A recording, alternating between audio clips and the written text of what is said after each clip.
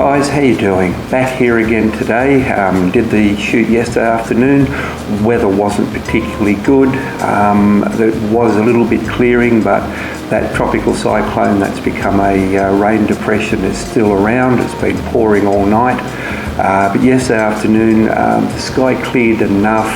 When I checked out this location, there was a little bit of sunshine, and it comes in onto the pier in the late afternoon because of the position of it. Unfortunately, yesterday afternoon there was no sunshine. There was a little bit of cleary sky in the distance, which you'll see in the images, but that's about it. So I did 3 exposures under the pier, then went on and did a few more exposures, so I'll show you those as I'm going through. Uploaded the photos into Lightroom Classic. I haven't applied any profile or anything to the images, nothing done to them. So they're straight out of the camera in RAW. Alright, let's get into it. Okay guys, so here we are in Lightroom Classic. We're in the library mode. I've just got it running fairly full screen to give you as big an image as we can.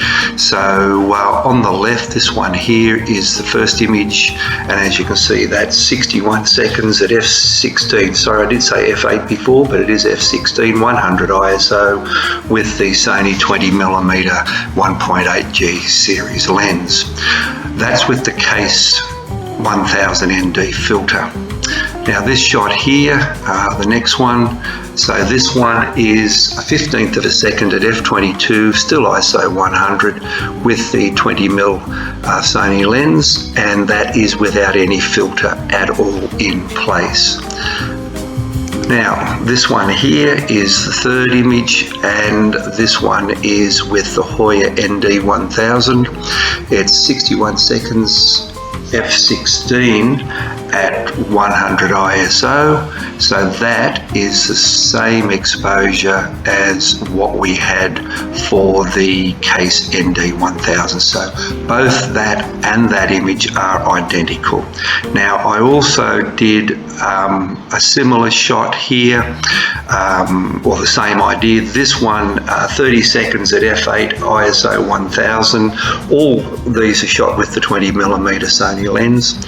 Now this first shot on the left is with the Hoya filter in place. So I went from this shot to this one with the Hoya, then I removed the Hoya, and that's a 1/5 of a second at f22 at ISO 100 again with no filter in place. So remove the Hoya filter. And then this shot here is with the Kase filter reinstalled. Now, as you can see, that magenta cast I was talking about with the Hoya is certainly evident in the raw image there. Exposure, even though this here is 30 at f8 and this one here is 30 at f8, it's a different exposure. This one's got a little bit brighter image, a bit more exposure than what the Kase filter has, and this one without any filter is slightly in between those, but the color is closer to what this is. So let's develop these, see how they come up. So for expediency, let's go to the develop module. Here we go. So we're just going to run, I'll just run an auto on this. And there we go, that's brought that up quite nicely. We'll go to the next image, which has no filter on it whatsoever. We'll run auto again on that. Now that's come up well as also. And this one here is the Hoya filter. Run auto again. Now you could go in there and do this, but for this exercise we're just going to run auto. Let's compare a couple of these. So there's our reference image, that's the Kase filter. Let's bring up the no filter. and as you can see, very similar results, maybe a little slight difference in density here, but very similar results. Let's swap that to the Hoya. Certainly a loss of contrast in this area through here. That's probably the main thing. A little bit less detail in some of the highlights and a bit more magenta through here. Now this is one of the things that I have always noticed with the Hoya filter and a lot of ND filters is that they tend to increase the magenta in the image. This certainly has that a little bit more magenta in it than what the Kase does. Now one of the things, and I'll just go back to the no filter shot and compare those. Let's bring in some detail in around that same area. And bring those over.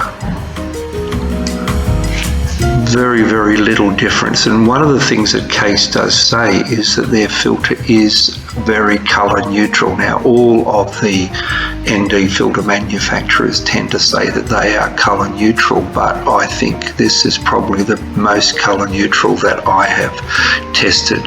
I haven't had the opportunity to put Nissi and some of those brands onto my camera, mainly because I did not want to play around with great big filters. It's just not in my workflow. I want to go compact, lightweight, because I travel a fair bit. So certainly impressed with that. Let's just go to the next series that I haven't shown you. This is taken immediately, was the next exposure to one under the pier with the Hoya filter. It has the Hoya filter on it, and you can see through the sky there the magenta cast. Here's the next shot, which has got no filtration and no cast at all, and better density in the sky. Let's actually put this one as up there and bring this up. So there we have on the left hand side no filtration, right hand side Hoya ND 1000. Definitely a brighter image, more exposure, less detail in the highlights, and a magenta cast. Let's throw up the Kase filter. So looking at that, the Kase filter, a whisker perhaps of magenta in the sky through here, but nothing like what's on the Hoya filter, and also less exposure. It's a bit darker. So let's go and make that the reference image and put up the image with no filter. And other than a little bit of difference in the density, certainly no change much to the color. You have it, guys. I think that as far as I'm concerned, that Kase filter is certainly the goods and is certainly creating images that I'm happy with. So there you go. In the description below I'll put more details about where you can get these from. I can arrange for them if you want them. I can get them for you, and we can look at pricing for you and go from there. So don't forget to like and subscribe if you like what you see, and if you've got any suggestions for other equipment, please put it in the comments below. So you have a great day and enjoy your photography.